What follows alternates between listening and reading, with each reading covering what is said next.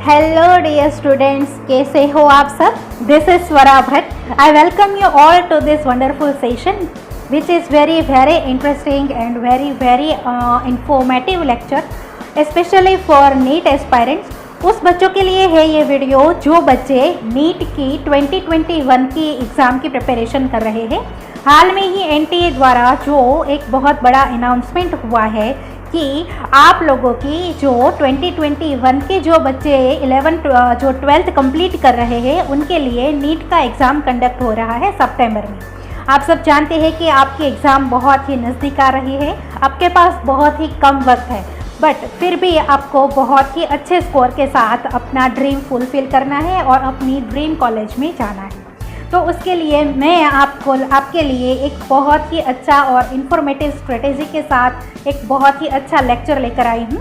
मैं स्वरा भट्ट अपने कॉग्निजेंट परिवार की ओर से आप सभी का बहुत स्वागत करती हूँ। हमारे इस कॉग्निजेंट बायोलॉजी फैमिली का हिस्सा बनने के लिए हमारे इस यूट्यूब चैनल को सब्सक्राइब कीजिए, लाइक कीजिए और आपके जैसे बहुत सारे जो बच्चे हैं जो डॉक्टर बनना चाहते हैं उनकी ओर आप ये वीडियो शेयर कीजिए और उनको भी हमारे इस कॉग्निजेंट फैमिली का हिस्सा बनने के लिए इनवाइट कीजिए। एनटीए ने एग्ज़ाम रिलेटेड जो डिक्लेयर किया है कि सितंबर में आपका एग्ज़ाम कंडक्ट होने वाला है, उसके रिलेटेड आपको कुछ चेंजेस है जो जानना बहुत ज़रूरी है आपके लिए ये स्ट्रेटेजी जानने से पहले। जैसे कि आपका जो पेपर पैटर्न है वो थोड़ा सा चेंजेस है। उसके अंदर आपको जो 4 सब्जेक्ट दिए जाते हैं, फिजिक्स, केमिस्ट्री, बॉटनी और जूलॉजी, इस 4 सब्जेक्ट के अंदर 2 सेक्शंस दिए गए हैं, सेक्शन ए और सेक्शन बी। ये जो सेक्शन ए है उसके अंदर आपको 35 क्वेश्चंस दिए जाते हैं और जो सेक्शन बी है उसके अंदर आपको 15 क्वेश्चन दिए जाते हैं। टोटल मिलाकर आपको एक सब्जेक्ट के अंदर 50 क्वेश्चंस दिए जाते हैं, जिसमें से आपको 45 क्वेश्चंस अटेम्प्ट करने होते हैं, ठीक है। और सारे सब्जेक्ट को मिलाकर अगर हम बात करें तो सारे सब्जेक्ट में से आपको 200 क्वेश्चन दिए जाएंगे, जिसमें से आपको 180 क्वेश्चंस अटेम्प्ट करने होते हैं। अब सेक्शन ए की बात करें तो सेक्शन ए के अंदर आपको टोटल 140 क्वेश्चंस होंगे जो कंपलसरी होंगे ये। और एक सेक्शन की और एक सब्जेक्ट की बात करें तो आपको जो 35 क्वेश्चंस दिए गए होंगे, इस 35 क्वेश्चंस आपको कंपलसरी अटेम्प्ट करने हैं, ठीक है। और जो सेक्शन बी के अंदर 15 क्वेश्चन दिए गए हैं, ये 15 क्वेश्चन में से आपको 10 क्वेश्चंस ही अटेम्प्ट करने हैं, ठीक है। 5 क्वेश्चंस आपको ऑप्शनल मिल रहे हैं, ओके। तो सेक्शन ए के अंदर 140 क्वेश्चंस कंपलसरी है और सेक्शन बी के अंदर आपको 60 में से 40 क्वेश्चंस अटेम्प्ट करने हैं। टाइमिंग बहुत ही इम्पोर्टेंट चीज़ है और कोई भी एग्ज़ाम हो, जैसे कि आप अपना रूटीन का जो कोई मॉक टेस्ट दे रहे हो या कोई एंट्रांस एग्जाम दे रहे हो या कोई कॉम्पिटिटिव एग्जाम दे रहे हो या सिंपल क्लास की कोई एलटी दे रहे हो या डीपीपी सॉल्व कर रहे हो, चाहे आप कुछ भी कर रहे हो, टाइम मैनेजमेंट बहुत इंपॉर्टेंट फैक्टर है, खास करके ऐसी बड़ी एग्जाम के लिए, ठीक है। इस एग्जाम में अगर आपको अपना डिजायर गोल पाना है तो टाइम मैनेजमेंट करना बहुत ही इम्पोर्टेंट है और ये टाइम मैनेजमेंट करना मैं आपको सिखाऊंगी। कैसे करेंगे आप ये टाइम मैनेजमेंट? देखो, आपके पास 200 क्वेश्चन है, ठीक है, जिसमें से आपको 180 क्वेश्चन सॉल्व करने हैं 180 मिनट में। तब तो आप कहेंगे कि क्या मैडम जी आप भी 1 मिनट में 1 क्वेश्चन हो गया, पर नहीं, यहाँ पर आपको 200 क्वेश्चन दिए गए हैं, 180 क्वेश्चंस नहीं दिए गए हैं। ये दिक्कत यही होती है बच्चों के साथ, क्योंकि आपने जो 2 साल से जो प्रैक्टिस की हुई है, ये 2 साल की प्रैक्टिस में आपने यही किया है, जो 180 क्वेश्चन दिए जाते थे 180 मिनट में सॉल्व करते थे, ताकि आपको 1 मिनट में 1 क्वेश्चन सॉल्व करने की आदत है। यहाँ दिक्कत ये है कि आपको 200 क्वेश्चन 180 मिनट में करने हैं, क्योंकि आप भले ही वो अटेम्प्ट नहीं कर रहे पर पढ़ तो रहे हैं ना। आप पढ़ोगे मतलब आपके पास टाइम जो भी है वो वहाँ पर यूटिलाइज होगा, ठीक है। वजह से मैं आपको ये सजेशन देना चाहती हूँ कि आपको एक क्वेश्चन 45 सेकंड में कंप्लीट करना होगा, ठीक है। अगर आप एक क्वेश्चन 45 सेकंड में कंप्लीट कर देते हो तो आप अपना 180 मिनट में 180 क्वेश्चंस आराम से सॉल्व करके आओगे। ठीक है। फिर घर आकर इतना रिग्रेट नहीं होगा कि यार मैंने ये क्वेश्चन कर दिया होता तो कितना अच्छा होता, ऐसा नहीं होगा। ठीक है, इस वजह से ध्यान रखिए कि आपको हर हाल में 45 सेकंड में एक क्वेश्चन कंप्लीट करना ही करना है। मैंने कहा कि 45 सेकंड में आपको एक क्वेश्चन हर हाल में कंप्लीट करना है। वो कैसे, उसमें क्या क्या आपको करना होगा, क्वेश्चन को रीड आउट करोगे, क्वेश्चन में से आंसर फाइंड आउट करोगे, अगर कोई उसमें फॉर्मूला या कैलकुलेशन होता है तो वो भी आप करोगे, और वो करने के बाद आपको OMR शीट में भी फिलअप करना है। ये सब कुछ आपको विदिन 45 सेकंड में कंप्लीट करना है, तब आप जाके आपके पास एक क्वेश्चन कंप्लीट होगा। ठीक है, पर आगे देखते हैं कि इसका टाइम मैनेजमेंट ये 45 सेकंड में हम कैसे कर पाएंगे, हाउ कैन आई डू। ठीक है, आपका ये जो क्वेश्चन है हाउ कैन आई डू, वो मैं सॉल्व करूंगी। ठीक है, देखते रहिए आगे का वीडियो एंड तक। मैं आपके लिए एक बहुत ही अच्छी स्ट्रेटेजी लेकर आई हूँ जो आपको बहुत ही हेल्पफुल होगी। आपको ये स्ट्रेटेजी के बारे में लास्ट तक देखोगे तभी समझ में आएगा। ठीक है, इतना डिफिकल्ट है कि 45 सेकंड में आपको सब कुछ complete. Can I do it, then how can I do it. Yes, you can do it with this strategy. इसी का आंसर देने के लिए ये वीडियो बनाई है कि आप 45 सेकंड के अंदर कैसे अपना 1 क्वेश्चन कंप्लीट कर सकते हो। ठीक है, तो देखो आपको क्या करना है। पहले डू की बात करते हैं कि आपको क्या करना है। जो सेक्शन ए के सभी सब्जेक्ट के मिलाकर 140 क्वेश्चंस है वो आपको हर हाल में कंप्लीट कर देने हैं विदाउट एनी कंफ्यूजन। ठीक है, तो ये 140 क्वेश्चन का काम तो खत्म हो गया। फिर आप कहोगे कि हमें 200 क्वेश्चन तो पढ़ने ही हैं, तो फिर वो उसमें से आप रन आउट होंगे। ठीक है, वो ठीक है कि आप पढ़ोगे, और क्या नहीं करना है, क्या स्किप करना है। तो यहाँ पर सेक्शन बी के अंदर आपको कुछ स्मार्टनेस दिखानी है। जैसे कि आपको पता है कि आज तक के जितने भी मॉक टेस्ट हो गए, जितनी भी टेस्ट सीरीज अटेम्प्ट की, उसमें आपको कोई ऐसा चैप्टर है, कोई ऐसा फॉर्मूला वाला जो कोई टॉपिक है जिसके अंदर आप थोड़े से वीक हो, आपको पता है कि ये क्वेश्चन मैं अच्छे से नहीं कर पाता हूँ, या फिर कोई इतना लेंदी क्वेश्चन है जिसकी कंपेयर में आपके पास ऊपर या नीचे कोई ऐसा छोटा क्वेश्चन दिख रहा है जो पढ़कर आप डायरेक्ट आंसर लिख सकते हो, तो आप उसको प्रेफर कीजिए। यहाँ पर थोड़ी सी स्मार्टनेस दिखाने से ही आपको अपना 180 मिनट में 180 क्वेश्चन सॉल्व करने का मौका मिल सकता है। ठीक है, तो आपको क्या नहीं करना है या क्या स्किप करना है, इसमें थोड़ी सी स्मार्टनेस दिखानी है। आज तक आपने जितने भी टेस्ट दिए हैं या अब आगे जाके जो भी प्लानिंग में मैं आपको बताऊंगी, जितने भी आप क्वेश्चन सॉल्व करोगे उसमें आपको पता चल जाएगा कि इस चैप्टर के इस टॉपिक में से मैं अच्छे से नहीं कर पाता हूँ, या फिर मैंने ये फॉर्मूला का इस्तेमाल करके अच्छे से कैलकुलेशन नहीं आती है, तो वो आपको अवॉइड करनी है, वो आपको स्किप करना है। बट आपको ये बात का भी खास ध्यान रखना है कि आपके पास स्किप करने के लिए ओनली 5 क्वेश्चंस की है। 10 क्वेश्चंस तो आपको सेक्शन बी में भी कंपलसरी अटेम्प्ट करने ही है। मतलब आपको 60 में से 40 क्वेश्चंस कैसे फाइंड आउट कर देने हैं ईजिली, यहाँ पर आपको स्मार्टनेस दिखानी है। और इसके लिए आप क्या फॉलो करेंगे ये मैं आपको नेक्स्ट पॉइंट पे बता दूँ। तो आप 45 सेकंड में एक क्वेश्चन कैसे कंप्लीट कर पाओगे। आपको इतनी प्रैक्टिस भी तो नहीं है, आपने 2 साल से 1 मिनट में एक क्वेश्चन करने की प्रैक्टिस डाल रखी है। ठीक है, और अभी का ये NTA के शेड्यूल के हिसाब से आपको सिर्फ 45 सेकंड में एक क्वेश्चन अटेम्प्ट करना है, कंप्लीट करना है। ठीक है, तो वो आप कैसे कर पाओगे वो भी मैं आज आपको बताने वाली हूँ। तो देखिए, सबसे पहले आपको सारे सब्जेक्ट्स का चैप्टर वाइज वेटेज पता होना चाहिए। जैसे कि यहाँ पर मैंने आपको बायोलॉजी का दिखाया है, बायोलॉजी का चैप्टर वाइज वेटेज आप देख लीजिए। ह्यूमन फिजियोलॉजी का 20% क्वेश्चन है और ये बायोटेक्नोलॉजी का सिर्फ 4% है। अगर आपको ये बात ना पता हो कि ह्यूमन फिजियोलॉजी में से 20% क्वेश्चन आने वाले हैं और बायोटेक्नोलॉजी में से 4% क्वेश्चन आने वाले हैं, तो आप अपने हिसाब से ही चलोगे। जैसे कि हो सकता है किसी बच्चे को बायोटेक्नोलॉजी बहुत अच्छा लगता हो ह्यूमन फिजियोलॉजी के हिसाब से, तो वो इस 60 डेज़ के ड्यूरेशन में वो बायोटेक्नोलॉजी ही करता चलेगा और अंदर से खुश भी होता होगा कि चल मैंने तो सारे क्वेश्चन अटेम्प्ट कर दिए, मैंने तो सारे मॉक टेस्ट के बायोटेक्नोलॉजी के सारे क्वेश्चन कर दिए। बट बेटा यहाँ पर यही तो देखना है तो अगर आपको चैप्टर वाइज वेटेज पता होगा तो आपको पता चलेगा कि आपको कौन से चैप्टर में ज्यादा फोकस करना है, कौन से चैप्टर के कौन से टॉपिक पर आपको ज्यादा अच्छे से प्रैक्टिस करनी है। ठीक है, अब आगे देखते हैं कि आप लोग ये प्रैक्टिस कैसे करोगे।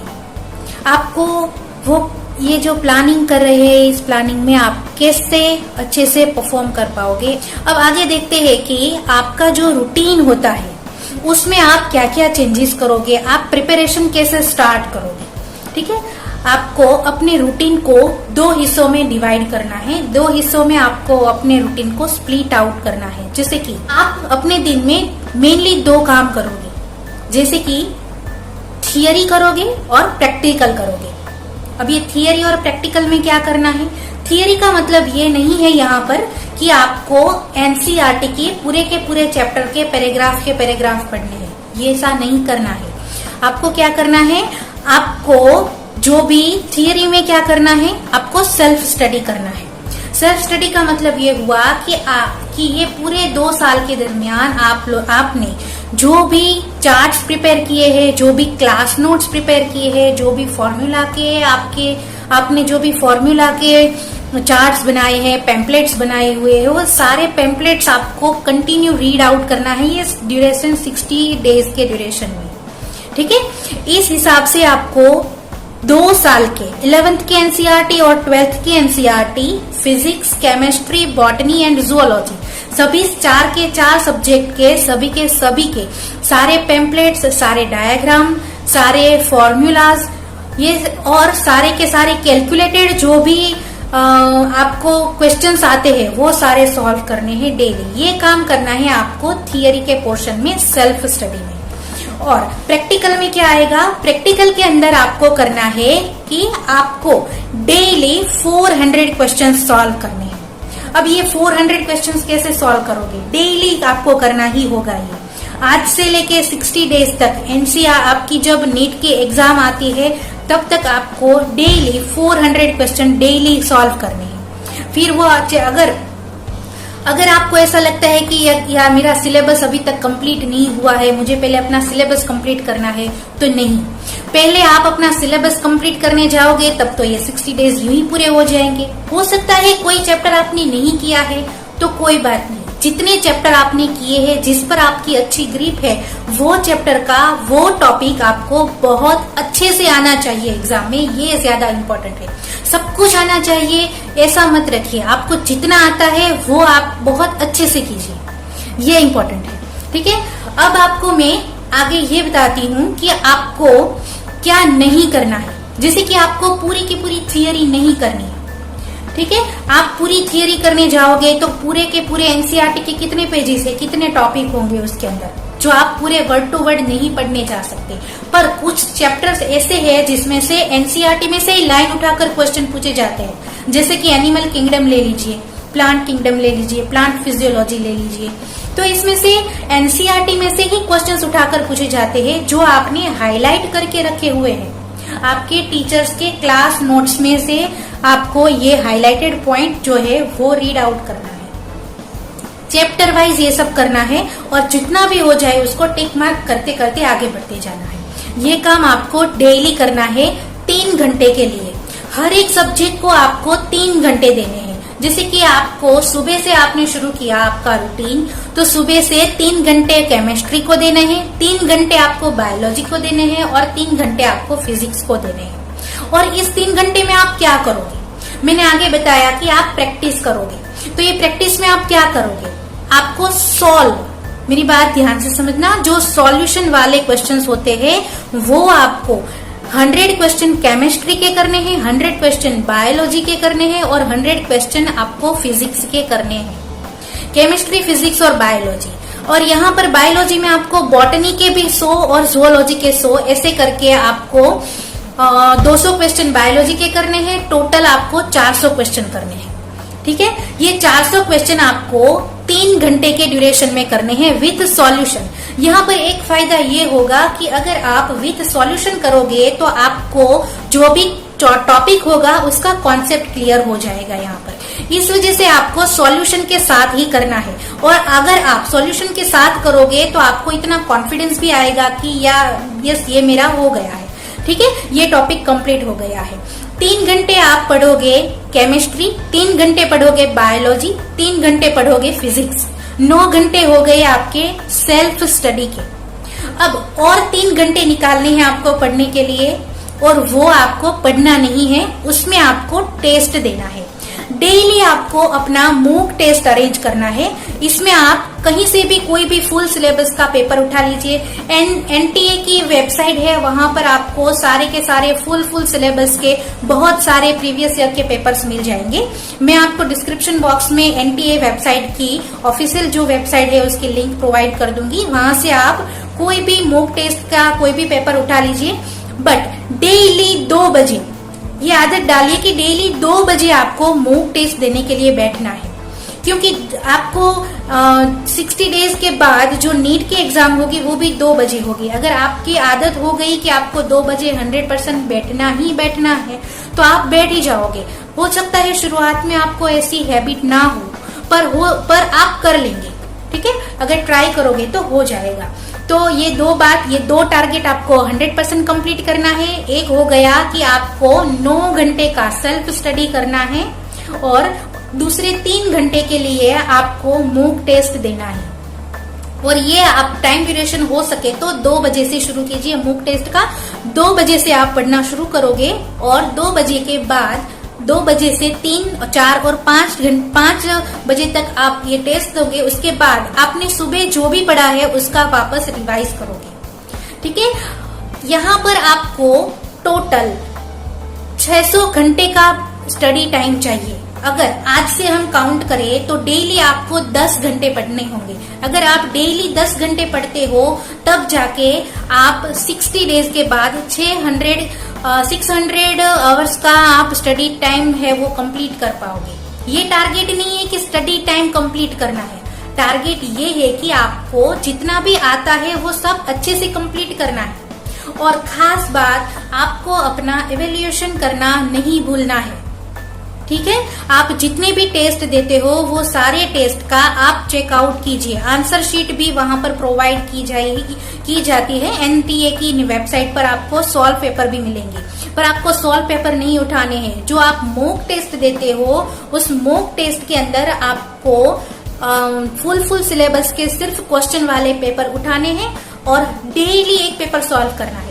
आप खुद काउंट करके देखिए कि इस 60 डेज के ड्यूरेशन में आप कितने सारे क्वेश्चन से पास आउट होंगे। फिजिक्स के भी इतने क्वेश्चन करोगे सॉल्व, केमिस्ट्री के भी करोगे, बायोलॉजी के भी करोगे।